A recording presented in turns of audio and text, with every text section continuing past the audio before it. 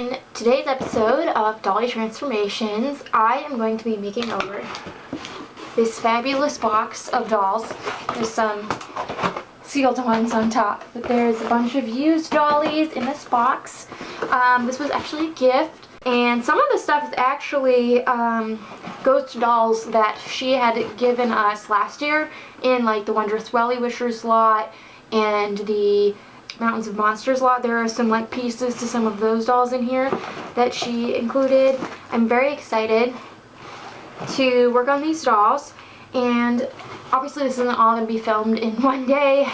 Some of these dolls are in really nice shape and some of them need a little bit more work. Nobody's like terrible, to be honest, but I know how much some of you love watching these makeovers, and there's a pretty good sized group, mostly like newer dolls. There's nobody like really old in here except like a Kelly. Most of them are from like the 2010s, which is really awesome because I definitely don't have as many dolls from like the 2020s or 2010s. If you're wondering why I always start with identification, you'd think, wouldn't you want to handle the dolls when they're clean? That's just because sometimes what they're wearing or how their hair is styled is like can be a contributing clue to how you identify them. And also sometimes during the cleaning process, you know, there might be some sort of like mishap that happens. Maybe didn't want the doll's hair to go completely straight in the boil wash, and then you didn't realize that it was Connect lawn hair, and so it goes completely straight, and then you don't know what the style looked like originally and all that. I just like to know who I'm working with, and if I have their clothes and all that. If they have a haircut, sometimes there are dolls who have factory haircuts that look really odd, and you might think, oh, they've been cut by a kid and want to body donor the doll or something. So yeah, I just think it's always good to like know who I'm working with and what they're supposed to come with and what they're supposed to look like. So let's get down to business. So the first step I do when it comes to doll identification is I'll put aside all of the dolls that I basically know who they are. I just need to double check like a few things. I always make sure that my box dates are correct and all of that. So obviously there's these two beautiful box gals. They are gonna get set aside because they obviously have like most of their info. Now some of these Barbies are pretty generic from modern times, from like the past decade or so. So I'll sometimes put in their like stock numbers and see like what Mattel is calling them or what other collectors are calling them. There's no info from other people. I'll just kind of like make up my own name just so that like I'm not going just by a stock number, because I feel like when I'm looking at my inventory or I want to remember that I have it all, having some sort of name to call them instead of like Barbie HRH11, like who's gonna remember that? So like I know that this Claude and this Claudia are part of a family pack, and I also know roughly who this Frankie is, and of course I might not literally know the exact name, but I know exactly where to look. And then I'm pretty sure I have this Barbie, so I'm going to put her in another pile to check, to compare her to my doll on Flickr. Chelsea, I've seen her before, but I don't remember her name. I don't know exactly how to type her in, so I'm going to put her in a different pile. I have no clue who this Barbie is, so we're going to put her in a pile. Same with this lady. Whereas Angelica, I have a pretty good idea. Same with Gina Fire. I have a pretty good idea who that Daphne is. Same with this surprise bunny doll. And then there's a whole other pile I'm going to make of duplicated dolls. Like I don't need to double check these because I have Pool Fun Kelly and this amazing Chrissy and her friend, which I think these are going to look a lot nicer than my childhood set, because these are some of my favorite. These were my first Chrissy dolls growing up, and my grandmother actually bought me this set. I named Barbie Sacagawea for some reason, and I played with them all the time. I named this doll Natasha, so I'll have to think of a cute, maybe like Natalie for her. So they'll go in another pile just to be added to the inventory. And then those are all the dolls, so for now I'm going to leave these clothes alone. Okay, so we're in my sister's Google Drive where I save all of my inventories. Now, I don't print them anymore. I haven't printed them in a few years because it's just too much of a hassle and a waste of paper. So, because it's on the Google Drive, it doesn't matter like what computer we're using or, you know, whatnot, we can access it. So you can see here, this is kind of what they look like. I removed the column for country make because I keep track of that on Flickr, and that doesn't really help know which doll is which country make anyways. So I'll just modify this because I have Pool Fun Kelly, a new one. I do keep track of like their conditions, although it used to be a lot more complicated to have like eBay or eBay boxed, but now I just go by use new boxed because like I said, I keep better details on my Flickr. And then I just wait for it to save, and then I'm going to do the same exact thing for my Chrissy dolls. Oh, but something else I do. So like I said, keep track of my dolls' country makes, and this is how I have them labeled. Now I have several Pool Fun Kellys, but they're all made in China. That's why it's just the nicest doll's face here. And I checked this gal's info. She's China, so I don't need to take like a separate photo of her face when she's all clean and I take pictures of all of them together. And once they've been identified, I just put them, for now, back in this box. So I have made my own like books basically for a lot of different doll types. I've done it with Bratz, Moxie Girls, Monster High, LOL Surprise, OMG, Britney Spears, Mattel Disney dolls. Like, you know, I've done tons of them. If I am really into collecting them or it's hard to find information, I'll make my own little guides and I'll just borrow photos off of like eBay or wherever I can find them online. That's why these aren't posted publicly, because like it's not my stuff. So I have like files in my sister's Google Drive, and I have a whole Monster High one, and then I have pages for characters that appear more than once, like Claudia.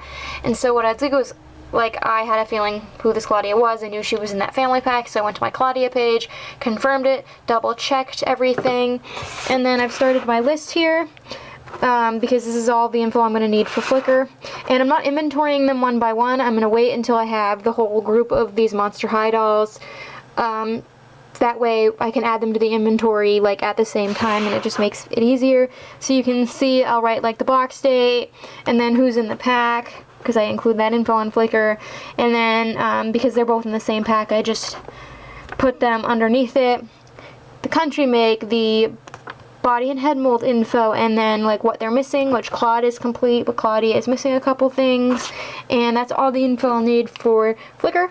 And so once I have my list of like a certain doll type that would be on a particular inventory, I will add them and then highlight the doll so I know I've added them. And I also include like who's in the line, because I have a file for that on my Google Drive too. Like, I'll list out who's in the line and put like a quick stock photo for another form of reference.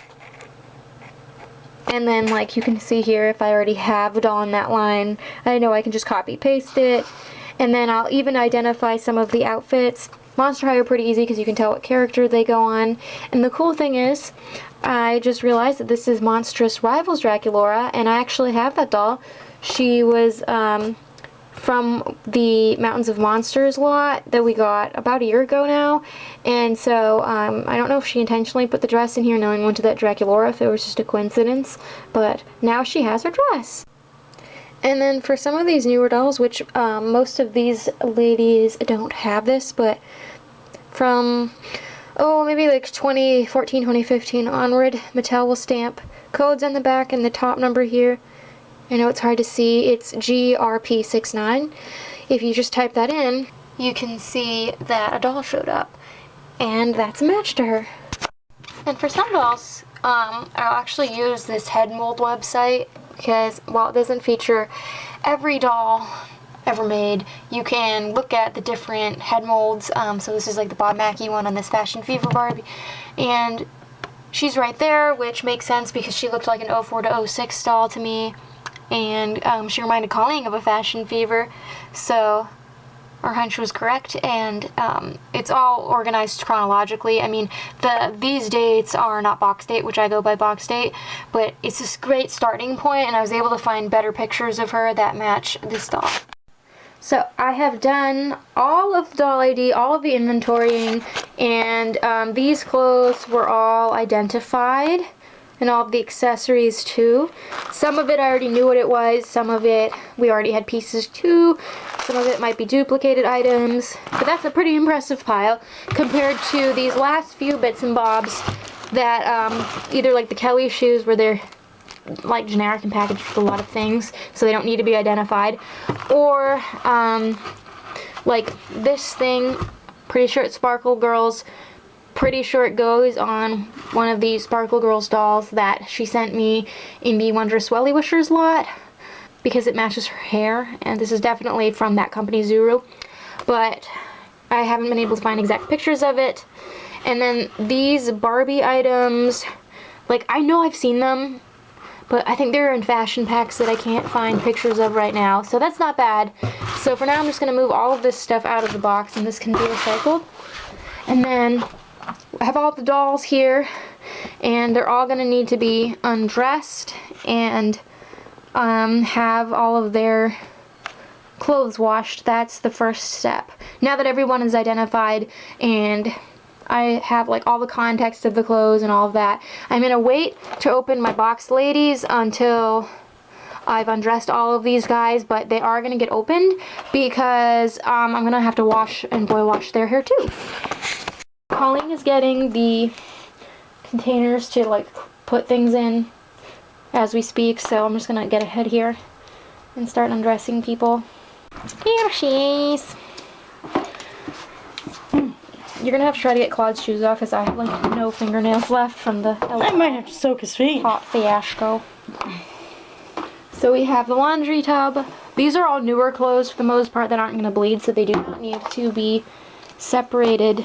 And then we have this container here for plastic pieces. A little hack. If you have hair accessories you want to get out, and they have these plastic tabs, nail clippers are a really easy way to get them out, and they're a little bit safer to use than scissors. I mean, not that they can't cut the hair, because they can. So we have all the plastic accessories, we have all of the clothes, which again, most of it's not like something I'm concerned about bleeding, that's why we didn't separate it out by colors. We have all of the dolls, so these are the dolls that we're working with. Say who they are at the end of the video when I do the before and after clips.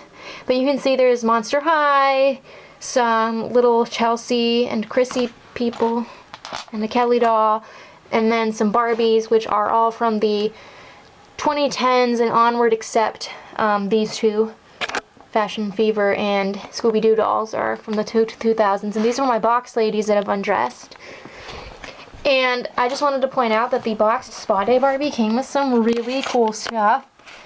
We named her Amy because she just looks like an Amy. Her dog even has a little eye mask, and there's these like rose things. It's like rose water you're supposed to put on your face or something. I don't know. Tell we don't go this far. And then this is really cool because this is like a little like wax burner, which I don't have one of those for dolls, surprisingly. So she in her robe is super cute. So my little plastic pieces, I'm just gonna put some dish soap in here.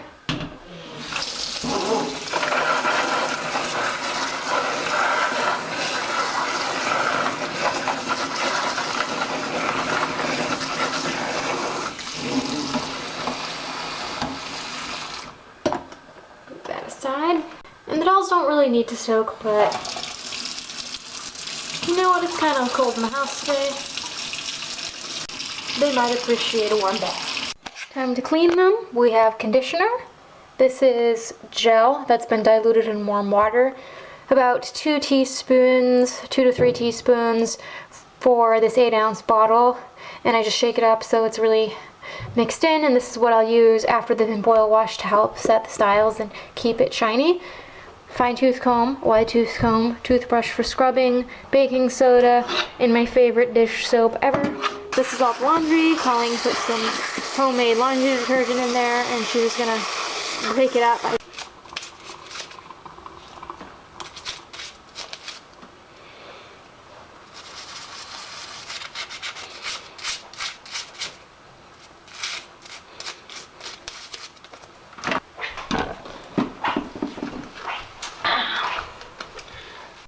I'm sure if you've watched my Dolly transformations videos before, then you're very familiar with this process.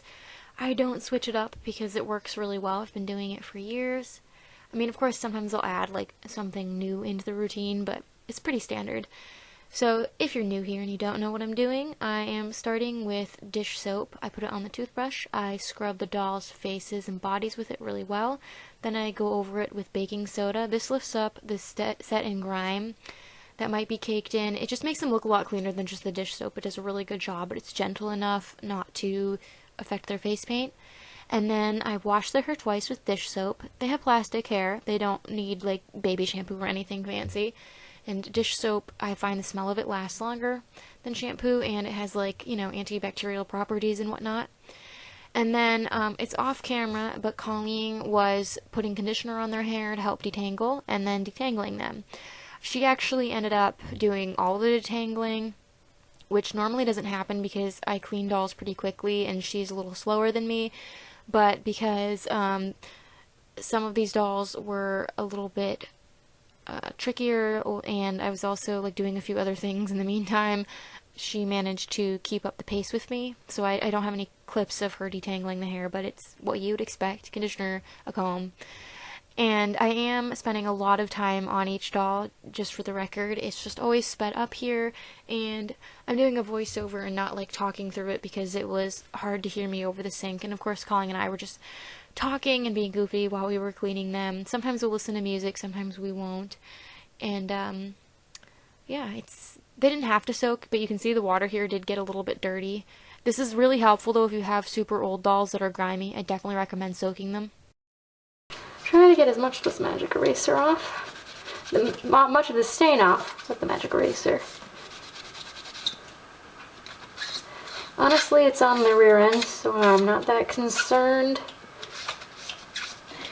Yeah, if she was walking around without pants on, I think that would be the bigger problem.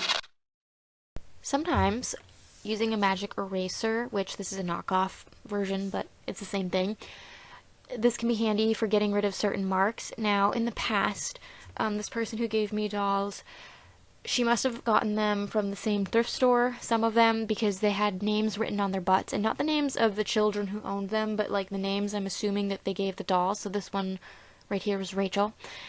And shockingly, the Sharpie mostly came off with the magic eraser, and it didn't stain. Usually Sharpie does stain.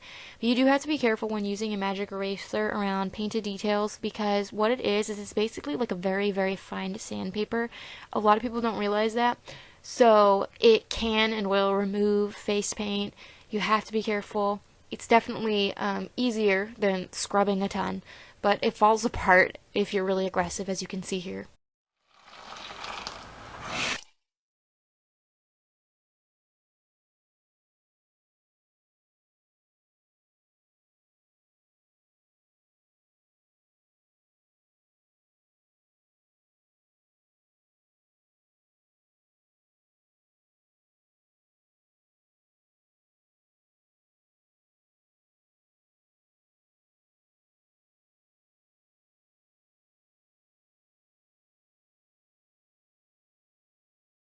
My friends need to be boil washed again because they have tricksy hair.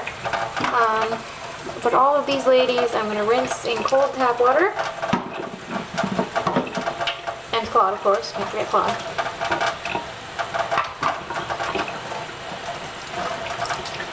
And then I'm going to gel them. Like so.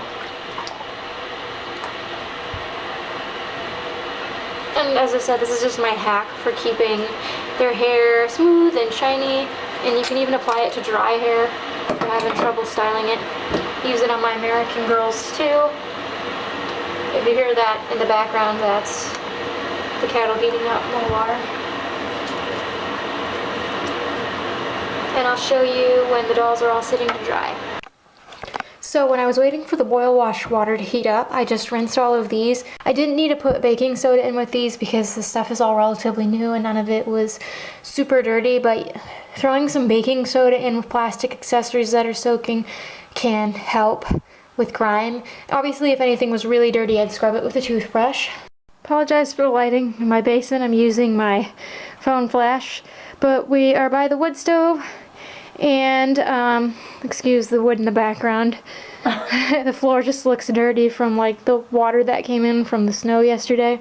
So I just thought I'd include like some of the clothes that I've identified and already bagged. These aren't all of the outfits we got in the bin. There's still some more in here that like either need repair or I haven't identified. But there's Glitter Girls outfits, newer Barbie outfits, Kidcore Jody outfit, Fashionistas clothes, this 90s Dolls of the World outfit, a Live fashion piece, more fashion packs. Like a really new one. This one even had all of its plastic stuff. And then there's 2 of these Green Bay Packers dresses, but I need to repair the other one. Some Ken pants. And then there was a piece to Chair Flare Barbie. I just need another thing to photograph that. And then this top to the Skipper fashion, calling only had the skirt to, a Dawn outfit, one of these amusement park Chelsea things. Yeah, there was more stuff that already got put away, but this is like the majority of it. So here I am using a candle to melt the edges of the frayed fabrics on some of the outfits here that needed to be repaired. Obviously, if there's like a huge chunk of frayed fabric hanging out, I will trim it off first. As you can see, I had some scissors, and this just prevents it from further fraying and neatens up where it already has frayed. And whenever I take the time to do this to anything, even if it's a clone outfit, I will do the entire outfit, like all of the seams on the inside, the parts that like hang out past the hem, just to make sure I don't have to do this again and to prevent the outfit from fraying further. This is a very common thing that I do on Barbie clothes, Disney Store clothes, you name it. If it needs it, I will take the time to do it. This masquerade Barbie dress needs a lot of help. You can see all the damage. It's like really picked at. The inside is also super frayed. So I'll show you what it looks like when I'm done. And this is a dress after. It's really improved. You can see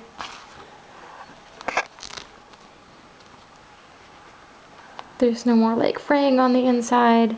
And I'm actually surprised that there weren't any holes. I thought for sure there would be like holes. The only, I guess, rip would be on the side here. But I'm not going to even try sewing that together because it might pucker the skirt strangely. And it's sealed so it won't fray or anything.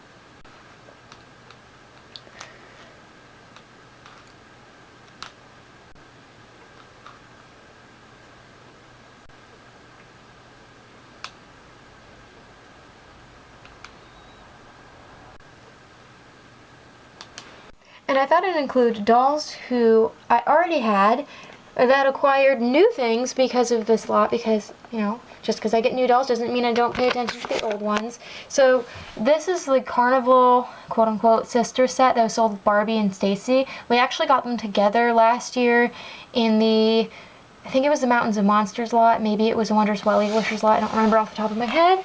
Now, I actually already had Barbie's outfit, but for some reason I didn't know.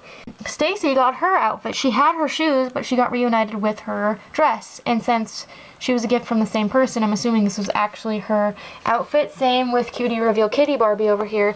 She has her whole cat suit, but before she was missing her shoes and her skirt, so now she's complete. She's awesome. And then Glitz and Glam and Glitz Barbie, Glitz and Glam Barbie. She's like a basic doll that doesn't really have a name. We got her last year in one of the aforementioned lots, and I'm pretty sure this is, again, her actual specific original outfit. And I actually swapped her earrings around with another doll that I had to change. And then Wash and Wear Barbie, I've had her for years. I got her in 2014 at the flea market, and I actually really wanted this doll as a kid, and her main outfit here was in the lot, and I love it. It's so cute, and it looks so much better on her than the other one. And then we have Monstrous Rivals Draculaura. This isn't the correct body because she was missing her hands, and I didn't have newer Draculaura hands for her to wear. I got her in the Mountains of Monsters lot, but she didn't have her outfit, so again, I think this is her actual outfit that she got reunited with. And then we have Miss Sparkle Girls Power Girls doll. She's supposed to be a superhero. I found images of really similar outfits online, and this logo definitely is consistent with Sparkle Girls. So I think because of the colors, this is her original outfit. I just haven't found the exact pictures of this specific ensemble, but either way, it fits her like a glove, and it looks a lot better than what she was in. And last but not least, we have one of my sister's Teen Courtney dolls from '96. There was an outfit in here in this lot, so she has that, and only one of the dolls now is without any pieces to her original ensemble. That doll's name is Carly, and she was from the Teresa lot of 2016.